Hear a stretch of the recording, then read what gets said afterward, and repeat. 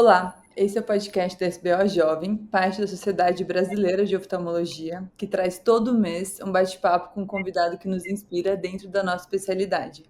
Eu sou a Carolina Hilgert, fellow de retina em São Paulo. E eu sou Clara Castro, também fellow de retina em São Paulo. E hoje temos o prazer de conversar com a doutora Paula Basso Dias, nossa Paulinha, oftalmologista e mestre pela Universidade Federal do Paraná e oftalmopediatra pela Escola Paulista de Medicina, Unifesp. Atualmente, ela está fazendo outro fellowship em oftalmopediatria no SickKids, um hospital super premiado em Toronto, no Canadá. E tem muito a compartilhar sobre carreira, escolhas e oportunidades internacionais. Muito bem-vinda, Paula! Meninas, muito obrigada. Eu fiquei muito feliz com o convite de vocês. Eu sou uma fã assídua do podcast. Admiro muito vocês mesmo. Acho que vocês estão fazendo um trabalho incrível aqui. Então, fiquei muito honrada mesmo com esse convite.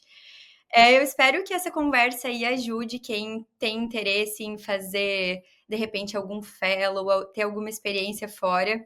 Eu tô muito animada para essa conversa, acho que vai ser muito legal. A gente também está muito feliz de ter você aqui.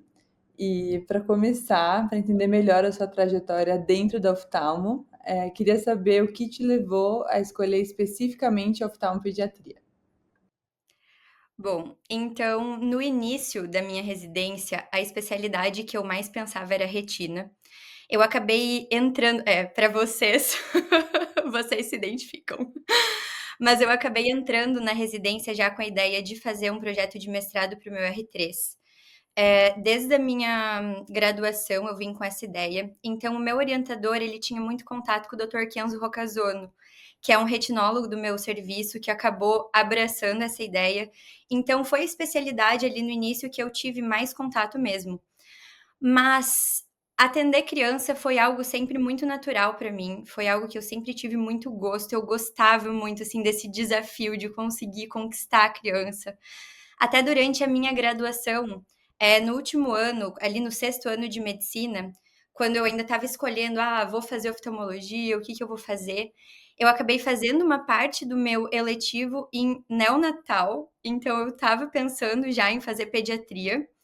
E uma parte do meu letivo eu fiz em oftalmo. É até uma história interessante, assim, porque eu acabei indo para um serviço na Inglaterra, em Newcastle, e o meu chefe de lá, eu descobri agora, depois de tantos anos, que ele fez oftalmopediatria no Sick Kids também. Então teve toda essa conexão que eu não fazia ideia. Mas desde a graduação eu já tinha muito gosto, assim, por atender criança mesmo. E durante a residência isso só foi crescendo. A minha chefe, que era minha chefe do departamento, a doutora Ana Moreira, é uma oftalmopediatra super conhecida em Curitiba, que foi uma mentora para mim, então foi uma influência muito grande para eu acabar escolhendo esse caminho mesmo. E no nosso serviço a gente não tinha fellow de oftalmopediatria e estrabismo. Então acabava que todas as cirurgias ficavam para os residentes, então isso já dava um gosto. Você se forçava, né, a estudar, quanto mais você estuda, mais você gosta. Essa coisa da ciência por trás do estrabismo é uma coisa que me encantou sempre, assim. Então, acho que acabou sendo uma escolha muito natural para mim no final. Quando eu já pensava mais em oftalmopediatria, eu fiz o meu eletivo no Sick Kids mesmo, aqui no 3º ano da residência, e foi ali que eu bati o martelo. Agora, antes de vir para cá, como a Clarinha falou, eu fiz um fellow já na escola em oftalmopediatria. Lá eu tive também mentores incríveis, a doutora Célia, a doutora Simone, o doutor Tomás Mendonça. Então, assim, cada vez mais eu tenho certeza de que era essa a decisão certa. E, Paulinha, queria voltar um pouco que você falou que você já entrou na residência com a ideia de fazer um projeto de mestrado no R3. O que Uhum. que te despertou esse seu lado mais para pesquisa e como é que foi isso tudo? Desde a minha graduação, eu já tinha muito interesse por pesquisa, sim, fiz algumas iniciações científicas, mas um dos grandes motivos até para eu ter juntado, né, a minha residência com a pós-graduação, com o mestrado, foi porque eu queria fazer a defesa do meu mestrado antes de eu aplicar para o meu fellow fora. Eu já queria vir para cá com o mestrado defendido. Então, foi uma das grandes, um dos grandes incentivos mesmo para eu começar o meu projeto de mestrado tão cedo. E não me arrependo, foi uma experiência incrível para mim. Assim, descobri várias coisas que eu gosto, descobri que eu realmente gosto muito dessa área acadêmica. Aprendi muito estatística, uma coisa que hoje em dia eu adoro, gosto de estudar. E acabou que sendo uma coisa natural, assim, nesse meu processo, mas também já tinha essa ideia a longo prazo de já tentar o meu fellow fora com o mestrado defendido. Curiosidade, sua tese é sobre o quê? Foi de oftalmoped? Foi retina. Foi retina. Não. E foi Ótimo. retina não pediátrica. A gente fez uma tese em retinopatia diabética e sistema complemento. Então, a gente dosou alguns marcadores do sistema complemento nesses pacientes para tentar avaliar aí marcadores prognósticos, targets terapêuticos. Então, foi um tema bem interessante, mas que hoje em dia eu acabo não usando muito. Que interessante, ainda mais sabendo que hoje em dia a gente tem, né, drogas que atuam nessa via e tudo mais. Exato. E, Paulinha, você comentou que durante a sua formação, né, na medicina, você teve experiências fora e também durante a residência você chegou aí para o hospital onde você faz fellow hoje. A gente queria saber por que que você teve essa vontade de ter essa experiência internacional? Existiu algum mentor, congresso, alguma situação pessoal que te abriu a cabeça para considerar o Canadá como um destino para você? Então teve. O meu irmão, eu acho que foi uma das maiores influências para mim nesse sentido. Eu não tenho pais médicos, né? Então, dentro da área da medicina, o meu irmão sempre foi um modelo para mim do que eu tinha que fazer, a forma como eu devia construir o meu caminho. Ele fez o fellow dele em 2020 aqui no Canadá. Ele é rádio, né? Ele não é oftalmo, mas ele já teve uma experiência muito positiva aqui, tanto que ele nem foi embora, né? Ele ainda mora aqui, ele acabou ficando. Então, foi uma das grandes influências para eu decidir que eu queria fazer esse fellow fora. É algo que eu me planejo mesmo desde quando ele veio. Então, desde 2020, tem essa sementinha plantada na minha cabeça que eu queria fazer o meu fellow em São Paulo e depois vir para cá ter essa experiência fora. Era algo que era um sonho para mim mesmo. E durante a minha formação também, vários dos meus mentores, principalmente ali na minha residência, no meu fellow, eram pessoas que eu admirava muito e que tinham experiências fora. Então, era uma coisa inspiradora para mim. Citando alguns nomes aqui, que inclusive foram os meus chefes que fizeram as minhas cartas de recomendação, mas que me influenciaram muito nesse sentido, foi a doutora Ana Moreira, do HC, da UFPR, o doutor Lisandro Sakata também foi uma super influência para mim e me ajudou muito nesse processo, e a doutora Célia Nakanami, em São Paulo. Eles me incentivaram muito, me puxaram pela mão mesmo. Então foram pessoas que tiveram assim uma participação muito grande nesse processo, tanto na influência quanto me ajudando de fato. É muito legal ver você citando nominalmente as pessoas, né? E é muito incrível também ter a oportunidade de ter esses grandes mentores ao longo da nossa formação. Acho que faz toda a diferença mesmo. Faz muita diferença, assim, o ambiente que você está inserido. Você, assim, tá num serviço que as pessoas te inspirem mesmo, que te puxem para cima, que querem ver você crescendo junto com elas. Então, tá esse networking nesse sentido de você estar cercado de pessoas boas e inspiradoras, eu acho que faz muita diferença. A minha avó ela sempre fala que você não pode se sentir o melhor do ambiente que você tá inserido. Você sempre tem que achar que você é um pouquinho ruim para tentar chegar mais longe. Para ter vontade de crescer mesmo, Isso, né? exatamente. Sim, exato. E Paulinha já falou isso de carta de recomendação, de já ter em mente ter o mestrado para ir para fora. Isso tudo faz parte assim, do processo de aplicar, né? Você ter um bom currículo. E quais foram os maiores desafios em aplicar para fora? Qual foi o seu primeiro passo? Como é que foi essa parte? Bom, então o processo de aplicação para o Fellow do Canadá não é um processo tão complicado, na verdade. É diferente, na verdade, aqui falando de clinical fellow, né, que são os fellows que você tem a oportunidade de operar, de atender paciente, e que geralmente isso, que é o que eu tô fazendo, que geralmente são os fellows que têm bolsa, que também era algo que era fundamental, assim, pra mim. Existem os research fellows também, que eu acho que o processo é um pouco diferente, então aqui falando só desses que são os fellows clínicos. Para o Canadá, eu apliquei para 2 lugares, que foi Vancouver e Toronto. Então, o que tinha em comum entre eles era que eles exigiam 3 cartas de recomendação, e essas cartas são muito importantes. Essas cartas elas têm que ser pessoais, então não é aquela coisa: "Ah, essa pessoa é pontual e responsável", sabe. Realmente tem que ser um preceptor, um chefe que tem contato com você. Para vocês terem uma noção, as pessoas daqui chegaram a ligar para os meus chefes, para conversar sobre, a minha personalidade, como eu era, então não adianta você pegar uma carta aleatória de alguém que tem pouco contato contigo, tem que ser uma pessoa que realmente acabe botando a mão no fogo para você, sabe. Então acho que isso faz muita diferença de você ali estar mostrando seu serviço na residência, no fellow, para você estar construindo esse tipo de conexão.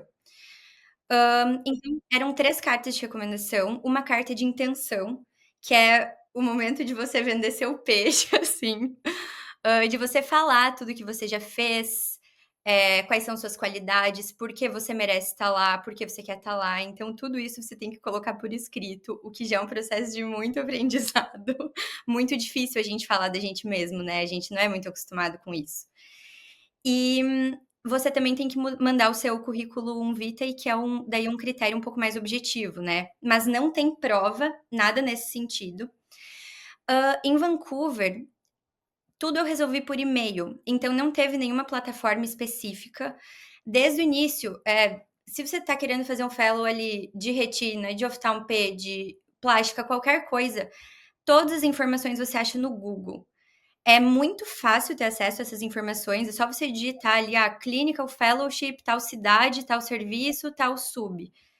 Geralmente o site das universidades já dão tudo isso pronto para você, e se eles não dão, você manda um e-mail, eles te dão todas as orientações de documentação. É realmente tranquilo, assim, ter acesso a essas informações. Mas aí o Sick Kids, o processo foi um pouquinho diferente. Em Vancouver, a entrevista foi só com um chefe do serviço, uma coisa um pouquinho mais informal. E graças a Deus acabou dando certo, entrei lá, e saiu antes que o resultado do Sick Kids, então eu já estava com a mala pronta para ir para Vancouver. Mas o Sick Kids era o lugar que eu queria de verdade, porque eu fiz o meu observership lá, então já conheci o serviço. Eh, ele tinha sido recentemente, assim, considerado o melhor hospital pediátrico do mundo, então era um lugar muito de referência que era um sonho mesmo pra mim, sabe. Era uma coisa quase inalcançável, assim, mas que eu queria muito mesmo. E o meu irmão morava aqui, então tudo se alinhava pra eu querer dar certo em Toronto, né. Mas o processo do Sick Kids acabava que era pelo SF Match, que era uma plataforma de residentes e fellows dos Estados Unidos e do Canadá. Você paga a taxa de inscrição uma vez só e você pode aplicar para quantos serviços você quiser. Só que aí eu tinha limitação que eu nunca fiz os steps, né, para poder aplicar para um fellow clínico nos Estados Unidos. Então, apliquei só para o Sick Kids e acabou dando certo. Mas, quando você entra, aí que começa a burocracia. Depois disso, é muito documento que tem que mandar mesmo. Porque você tem que se vincular ao Colégio de Cirurgiões de Ontário, tem uma série de seguros que você tem que fazer.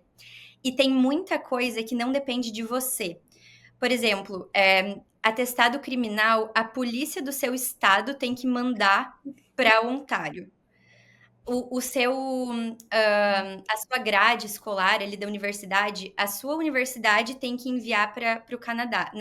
Não são coisas que você consegue intermediar. Então você acaba dependendo de muitas pessoas para tudo fluir de um jeito tranquilo, sabe. Muita vacina, muito teste sorológico, gente, muito PPD. Eles têm um medo de tuberculose Vocês não têm ideia. A quantidade de PPD, eu virei um PPD gigante depois desse processo todo. Então é muita Gente vindo do Brasil, PPD, profissional Não, de saúde, PPD com certeza eles é ela. têm pavor de tuberculose, então se prepara para fazer muito PPD nesse processo. É basicamente isso, assim, são uma série de burocracias, mas a gente acaba tendo bastante tempo, né? Os resultados saíram em dezembro, então tinha até ali abril, maio para resolver tudo, então no final das contas acaba sendo tranquilo. Eu acho então que uma das características para aplicar para um fellow é proatividade e ser uma pessoa desenrolada, né, Paulinha? Porque, meu Deus, E resiliência. e resiliente, né? E pelo que você falou, é realmente ter interesse, né? Porque as informações estão aí, estão na internet e é possível fazer tudo de uma forma remota. Então, acho que isso é interessante ficar bem claro.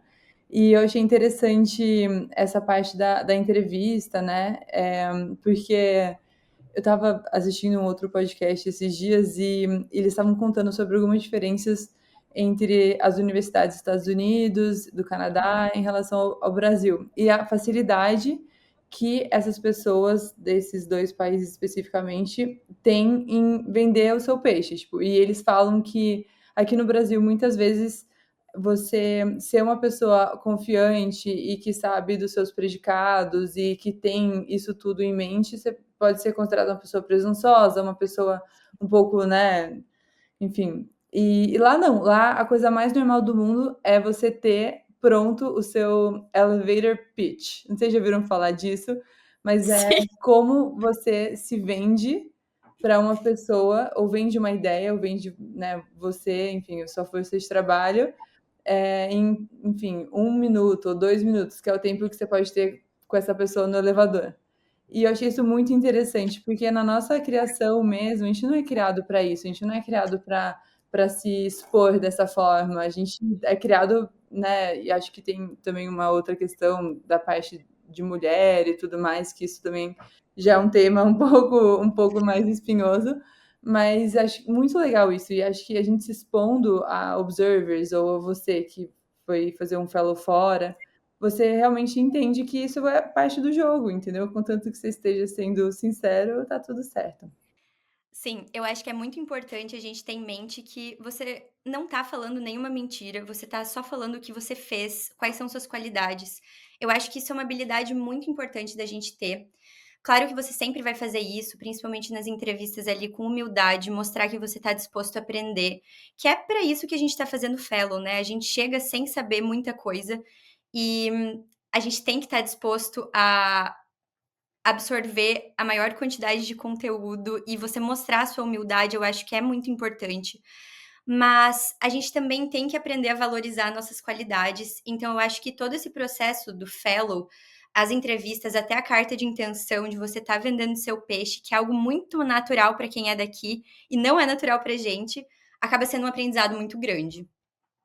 Você está, há uns meses já morando em Toronto, né, e o que mudou na sua forma de pensar sobre carreira depois de viver fora? Você faria alguma coisa diferente? Morando fora, o seu plano de vida mudou? Suas perspectivas ficaram ainda mais amplas e diversas?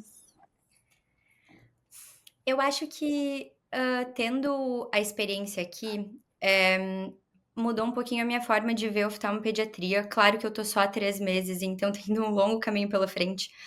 Mas uma coisa muito interessante daqui é que o oftalmopediatra, ele é responsável por tudo na criança. Então, a gente acaba operando catarata congênita, glaucoma congênito, além do estrabismo, a gente trata ROP, a gente trata retinoblastoma. Então, é uma gama de cirúrgica mesmo, plástico, ocular, tem muito mais contato. É uma gama muito maior do que a gente está acostumado mesmo no Brasil, porque o oftalmopediatra acaba sendo muito vinculado à cirurgia de estrabismo. Então, claro que eu vou acabar avaliando o que eu vou me sentir apta a fazer depois de um ano de fellow, né, a hora que eu voltar para o Brasil. Mas eu acho que tendo essa experiência e tendo contato com outras coisas, acaba abrindo a cabeça para outras formas de atuação mesmo, além do que a gente está acostumado a ser o mais normal ali do oftalmopediatra, né. E assim, tem algumas coisas que eu vejo, no tratamento mesmo dos pacientes, que é algo que tá me enchendo os olhos aqui, que eu tô admirando muito mesmo. Eles têm algo aqui que eles chamam de Sick Kids Culture, que é basicamente a gentileza de todos os profissionais, tanto para profissional, quanto para paciente, para família de paciente. Gente, é impressionante, assim, o jeito que eles conversam com as famílias, o tempo dedicado a isso. É tudo em sala privada, é todo um cuidado que tem com o paciente e com a equipe até. Tem um prédio na frente do Sick Kids, que é um prédio só de pesquisa, e que tem várias salas de bem-estar para o funcionário. Então, sala de yoga, sala de meditação, academia, terraço para você ir plantar a sua hortinha. Eles valorizam muito o bem-estar e essa gentileza de pessoa para pessoa, e isso é algo muito legal, é uma coisa que tá crescendo, assim, claro que a gente é acostumado a tratar bem os pacientes, mas a forma como isso é enraizada aqui, eles até têm um programa que chama Child Life, que é responsável unicamente pelo processo da criança de ir para uma cirurgia, de ir para um procedimento, ser mais divertido e tranquilizador para a criança. Então é uma equipe contratada para deixar o processo hospitalar mais fácil para as crianças. Então eu acho que tudo isso que a gente acaba pegando de cuidado mesmo com família, com paciente, eu quero agregar na minha prática clínica, porque isso é outro lado, além da oftalmologia, que eu tô crescendo muito aqui. Ai, Paulinha, ver você falar assim dá até vontade de também fazer um fórum. Eu tenho essa dúvida, né? Porque a gente fica às vezes, ai, mais um ano de formação já é tão longa, será que vale a pena? Mas acho que vale ainda mais assim, porque você já está muito especializada, né? Então você já vai com uma bagagem boa, e você refina, e você vê esse lado que vai muito além da matéria, né? Só a técnica e tudo mais. Muito bom. E É um crescimento pessoal muito grande mesmo, assim. Você tá saindo da sua zona de conforto, se expondo a essas situações. Eu acho que é um crescimento profissional grande, né? Mas a gente já vem de uma formação boa. Eu acho que a gente tá nesse momento aprendendo para também tá lapidando as nossas falhas e tá complementando o que a gente já aprendeu. Mas a parte pessoal, essa parte de soft skills mesmo que você acaba pegando é muito, muito grande, assim. Tá sendo muito legal. o que que você vê assim na prática, trazendo para sua realidade no Brasil, se você for voltar assim, que coisa que você decidiu, ah, isso aqui com certeza eu vou levar para minha prática. Clarinha, eu acho que ainda é um pouco difícil de dizer, porque a gente passa nas rotações a cada 3 meses. Então tem muita coisa que eu passei em uma rotação até agora. Tem muita coisa que eu ainda não tive contato, mas eu quero avaliar, assim, no final, o que tipo de doença, que tipo de tratamento eu vou me sentir tranquila e apta em fazer de diferente, né, além do que eu aprendi no Brasil, para o que eu tô aprendendo aqui, então tentar, ter uma gama maior aí de conhecimento para tratar outras coisas, além do que o oftalmopediatra é tradicionalmente vinculado, sabe. E uma coisa que é muito reforçada aqui é pesquisa. Então, eles dão muito incentivo financeiro mesmo, para a gente estar fazendo pesquisa, e eu gosto muito disso.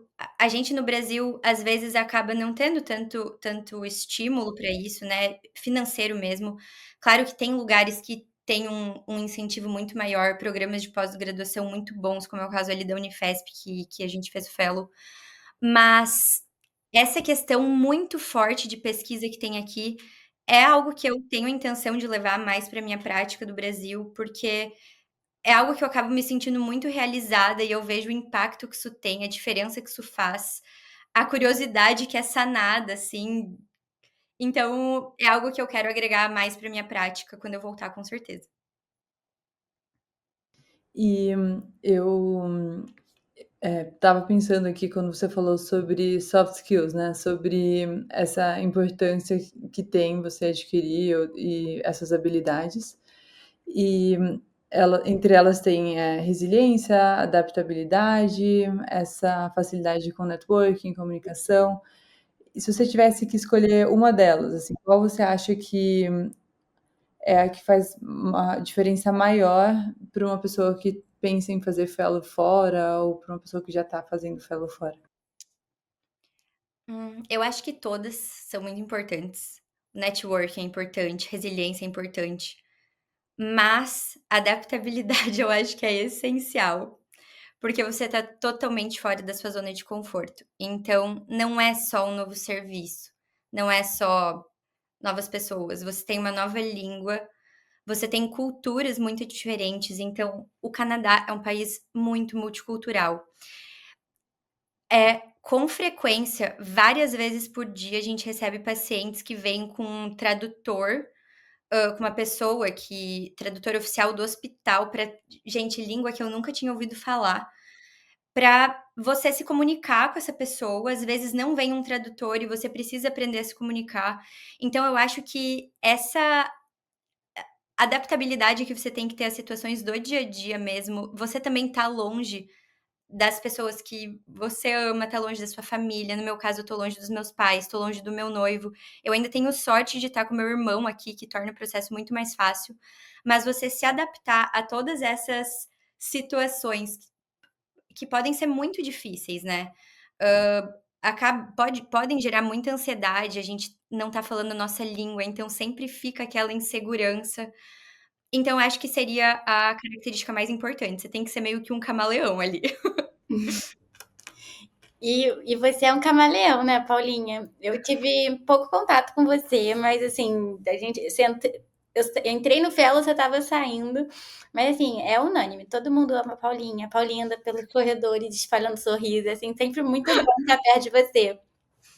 E uma coisa que eu acho muito legal é que você é super diversa, né, Paulinha? O que eu queria trazer aqui para a pauta é sobre o seu comida de estudante. Ela tem um Instagram, gente, que ela mostra o lado cozinheira e também atleta. Me conta um pouco desse lado, assim, como você investe nessa vida saudável, nessa vida além medicina e a importância que isso tem para você. Bom, isso tem uma importância enorme para mim. Eu tenho vários hobbies, né, então são coisas que eu acabo, mesmo ali quando eu estava na residência, quando eu estava no fellow, nos momentos mais corridos, eu tento tirar um tempo para fazer o que me faz bem, porque acaba que eu rendo melhor nas minhas obrigações também. Então, como você disse, eu tenho um Instagram de comida, o Comida de Estudante. Agora ele tá meio parado, não tô Eu tendo muito sentindo tempo. falta, Paulinha, mas o sorvete estava com uma cara boa. Não tô tendo muito tempo para postar receita, mas cozinhar é algo que acaba me trazendo uma paz interior, me relaxa muito. Então, sigo cozinhando aqui, só não tô gravando as receitas, mas em breve vou tentar voltar, prometo para os meus seguidores.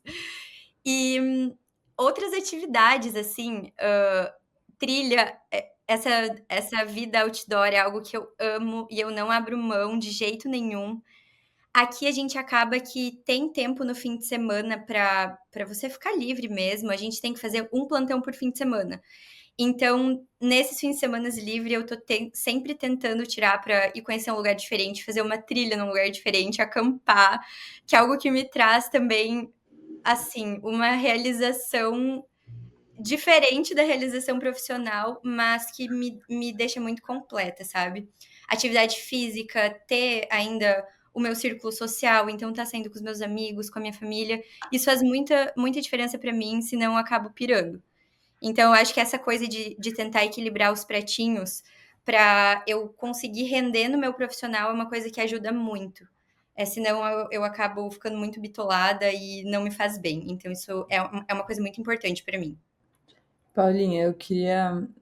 Eu sou uma pessoa que eu sou muito interessada em livros de produtividade e tudo mais. E eu vejo que você é uma pessoa realmente muito dinâmica, mas você também parece que está sempre com as suas obrigações em dia e tudo mais, e você também posta trabalhando, mexendo em estatística no domingo à tarde e tudo mais.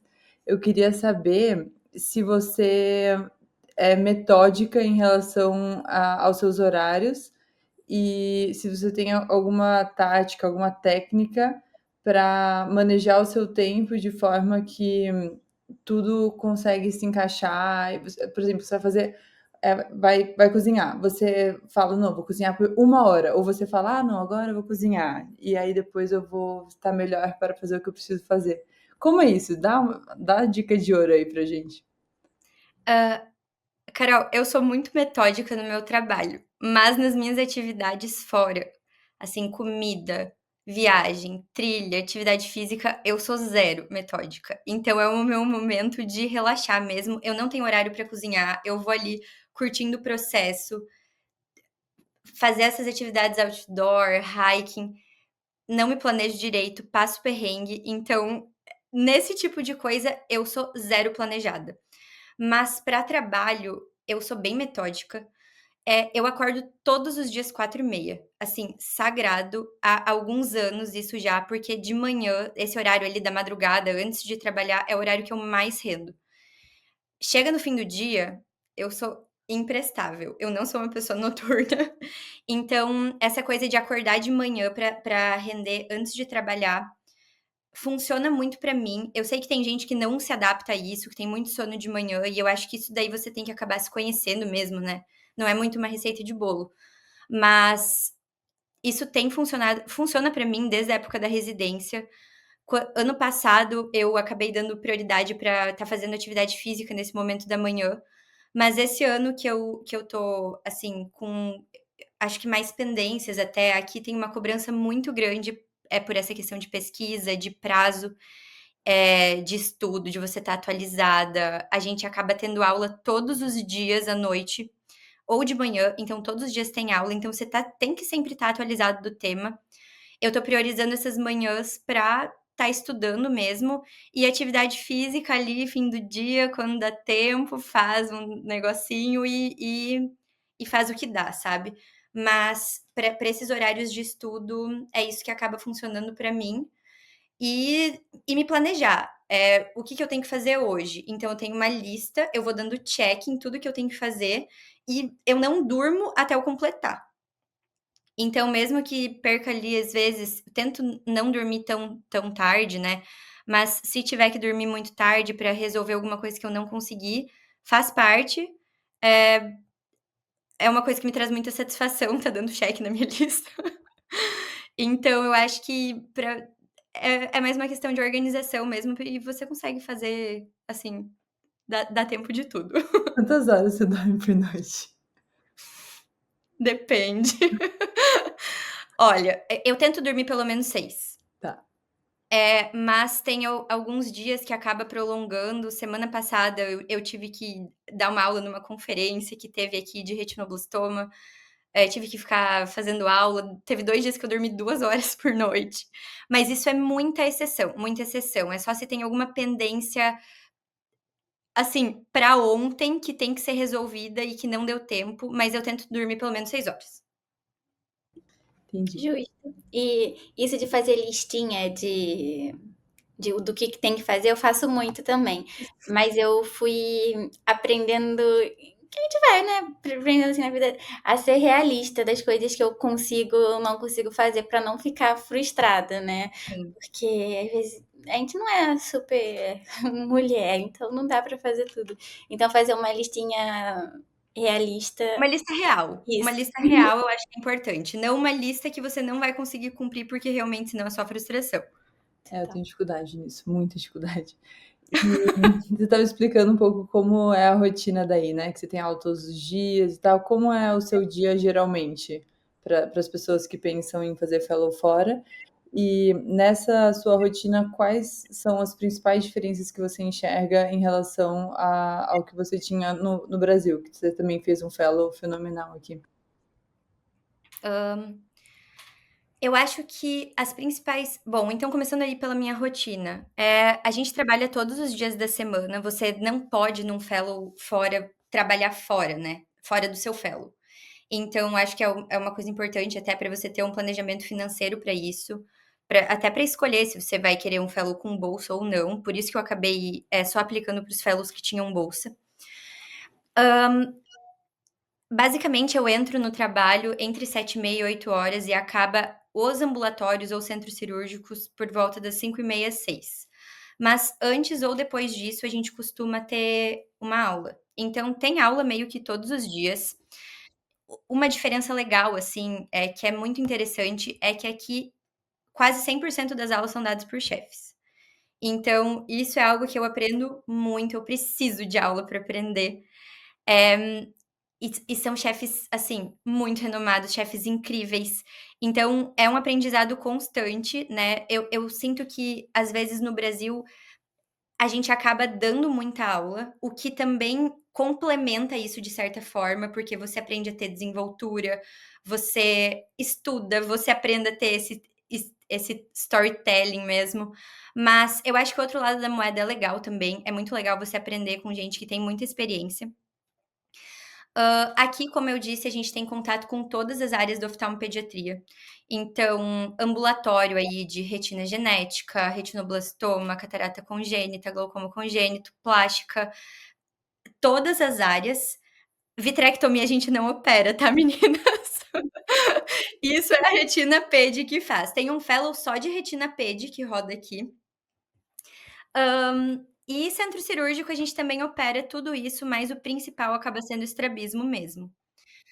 Pesquisa é muito incentivado no fellow. Para a gente poder se formar, a gente tem que ter publicado pelo menos um artigo. Então, eles dão muita importância para essa questão do projeto de pesquisa. Você tem que apresentar eles nos Grand Rounds aí de sexta-feira, apresentar seus resultados parciais, seus resultados finais. Às vezes, eles até dão um período livre de research para você ter durante a semana, que é para você se atualizar aí com a sua coleta de dados. Então, é algo que eles incentivam muito aqui. E no meu fellow anterior era incentivado também, mas eu acho que essa é uma das grandes diferenças para o Brasil, ter um incentivo tão grande à pesquisa e até incentivo financeiro, gente.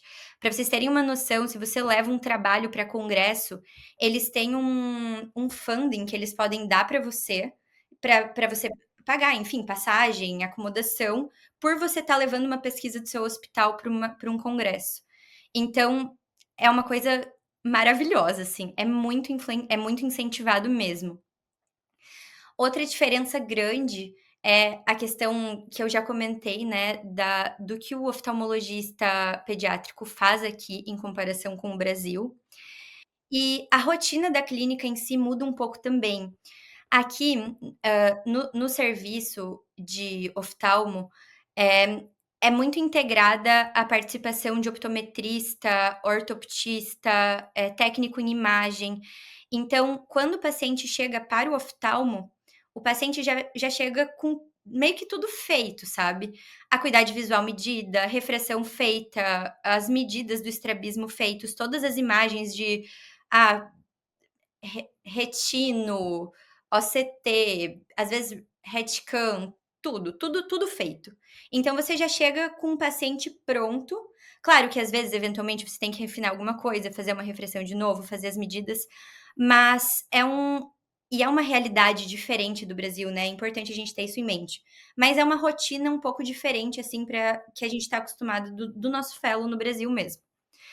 E uma coisa que é interessante aqui é que a formação deles é muito mais longa. A oftalmo em si, no Canadá, são 5 anos. Na Inglaterra, que eu tenho alguns colegas que fizeram oftalmo, são 9 anos. Então, eles têm uma formação gigante. Eles chegam mais velhos, eles chegam, assim, mais preparados. Mas eles estão muito acostumados a levar de uma forma contínua a vida pessoal e profissional. Então, o pessoal chega já com filho na residência, com filho no fellow, e é uma coisa que foge um pouco do normal pra gente, né? Porque a gente tá acostumado a terminar a nossa formação profissional, tá? Eu vou terminar tudo. Meu fellow, meu mestrado, meu doutorado, e depois eu vou pensar na minha família. Mas aqui, claro É que pela são questão do incentivo financeiro, né? Que aqui a gente. exato, eles recebem, durante a residência eles vão recebendo cada vez mais, então é um salário justo para você ter a oportunidade de criar uma família. Então, claro, são realidades totalmente diferentes, mas a forma como as coisas andam assim são bem diferentes do Brasil. Isso, e também uma coisa que eu fiquei impressionada quando eu fiz estágio na McGill é a previsibilidade, né? Porque a quantidade de médicos por distrito, por estado, é uma coisa controlada. Então, eu acho que, enfim, você vai aplicando para vagas, né? Eu não sei exatamente como funciona, mas eu sei que é muito diferente da livre demanda que tem aqui no Brasil. E, e também essa parte do incentivo da pesquisa, né? Como a Clara falou, você vai realmente ganhando dinheiro, e querendo ou não, ganhando dinheiro e tendo alguma previsibilidade e segurança, você começa a ficar um pouco mais corajosa para assumir outras responsabilidades dentro de uma família, né? Com certeza. E, Paulinha, como que você enxerga a sua carreira daqui para frente, depois dessa vivência? Eu acho que, assim, tem sido uma vivência incrível para mim, tanto um crescimento profissional quanto pessoal. Essa questão até que a gente comentou de você conseguir se vender até, sabe, tirar algumas inseguranças que a gente tem sobre se sentir muito diminuído quando você vem fazer um fellow fora. Eu acho que são coisas que eu sempre tive muita insegurança, mas que eu tô aprendendo muito aqui. Então, acho que é um crescimento muito profissional. Você vai aprender técnicas diferentes, você vai fazer um networking absurdo com gente do mundo inteiro. Assim, ver equipamentos diferentes, mas a gente já tem uma formação muito sólida, muito boa no Brasil, né, na oftalmo. Se você tá fazendo um fellow bom, eu acho que você já chega com uma bagagem muito forte. Mas o crescimento pessoal, eu acho que é um diferencial, assim. Você tá fazendo todo esse networking, você ter essa capacidade de se adaptar, lidar com situações difíceis, lidar com outras culturas. Então, aprender a se comunicar com pessoas que você não fala a mesma língua. Você tá passando dificuldade ali, mesmo com o inglês. Eu acho que tudo isso acaba te fazendo crescer. Você tá longe das pessoas que você gosta. Tudo isso é difícil, não é fácil. Você tem que saber que você vai passar algumas dificuldades mas no fim vai ser um crescimento enorme. Eu tô aqui há 3 meses, eu já vejo que eu evolui em muitos sentidos.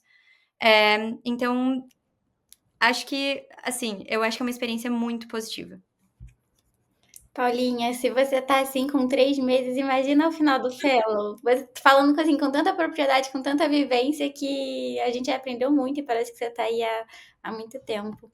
Eu tenho certeza que esse podcast vai ajudar muita gente que tá começando, gente que tem essa vontadezinha de ir pra fora. Eu até tô repensando aqui umas coisas. Mas muito obrigada por ter aceito o nosso convite. Tá bom? Foi realmente muito especial. Meninas, muito obrigada. Foi realmente um prazer estar aqui com vocês. Eu espero que essa conversa ajude um pouco quem tem interesse em fazer um fellow fora. Se eu tenho alguma dica para dar para quem está pensando em aplicar, se bota no mundo, tenta. A gente às vezes acaba tendo muito síndrome de vira-lata, que a gente não vai conseguir, que as pessoas de fora são muito melhores e acaba não tentando por medo mesmo. E isso é uma coisa que você. Claro, eu sofro muito com isso ainda, principalmente pela questão do inglês. Todos os meus co-fellows, eles são de países que falam inglês como primeira língua. Então, são dificuldades constantes, mas a gente tem que saber que a gente chega também muito bem preparado. É só ter planejamento, você ter os seus contatos, ter o networking para suas cartas de recomendação, você ter o planejamento para construir o seu currículo, e se organizar, que dá certo e é uma experiência muito valiosa. Eu espero que tenha ajudado, que crie, assim, uma pulguinha na orelha de quem tá pensando, mas tá um pouco em dúvida. E agradeço muito pelo convite mesmo, foi um prazer estar aqui com vocês. Eu admiro muito vocês duas. Fiquei emocionada quando a Carol me mandou esse convite, eu nem acreditei. E agradeço muito mesmo, meninas. Foi muito legal estar aqui conversando com vocês. A gente que agradece. Foi realmente uma conversa entre amigas. Poderia tranquilamente ser num restaurante, bem realmente papo íntimo. E para quem não segue a Paulinha ainda no Insta, vale super a pena. Ela realmente posta a dinâmica do hospital, da rotina, e postou já a salinha onde eles conversam com os pacientes, posta a ida e a volta dela do hospital, e acho que é inspirador, assim, a forma que você leva a vida. E ela é tão profissional, né, nisso, desde a comida do estudante, que vira e mexe, ela abre caixinhas de perguntas, principalmente sobre o Fellow, que eu acho que é um tema super relevante para os jovens oftalmos, Fellow fora. E ela é uma pessoa maravilhosa, então tenho certeza que se vocês mandarem mensagem para ela no inbox, ela vai responder com todo o carinho e atenção que ela sempre tem com todo mundo. Com certeza, eu fico à disposição. Quem tiver alguma dúvida, alguma questão do processo, alguma dificuldade, pode entrar em contato comigo sem problema nenhum. Isso, então é isso, gente. Deem uma olhada nos nossos episódios anteriores, que cada um é uma história diferente, uma conversa diferente, sempre agregando o máximo possível.